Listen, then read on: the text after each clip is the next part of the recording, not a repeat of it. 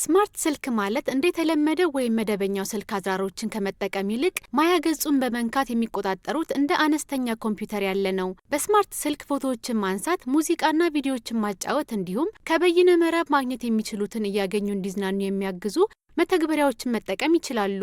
አንድሮይድ የሚሰራባቸው መሳሪያዎች በዓለም ዙሪያ ባሉ በርካታ ሰዎች በስፋት ጥቅም ላይ ይውላሉ። የሚከተሉትን ለማከናወን ያግዞታል።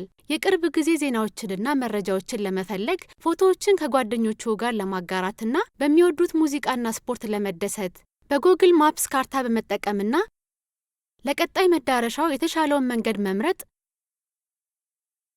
ወይም ዩቲዩብ ላይ አዲስ ክህሎት መማር ይችላሉ።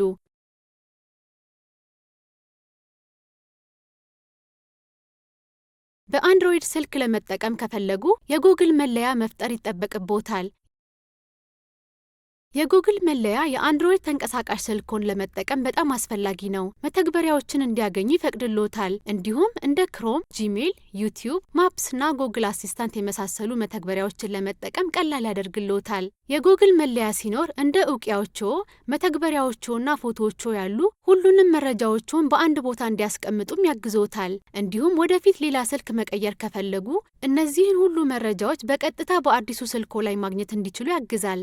አንድ ጊዜ የአንድሮይድ ስልክዎን መጠቀም ከጀመሩ በኋላ የራስዎን ደህንነት ለመጠበቅና ገንዘብ ለመቆጠብ የሚያግዙ ሊወስዷቸው የሚችሏቸው አንዳንድ ቀላል እርምጃዎችም አሉ። ለምሳሌ ፒን ወይም የይለፍ ቃል መፍጠር ይችላሉ። ይህ ማለት ስልክዎ ከጠፋ ወይም ከተሰረቀ ሌሎች ሰዎች ሊጠቀሙበት አይችሉም ማለት ነው።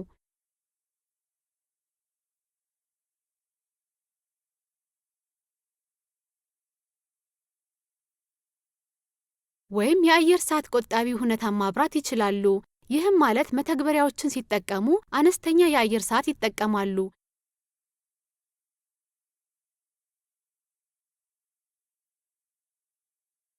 የሚያወጡት ገንዘብም ያነሰ ይሆናል ማለት ነው። በአንድሮይድ ስልክ መጠቀም የበይነ መረብን አቅም መጠቀም እንዲችሉ ያግዞታል።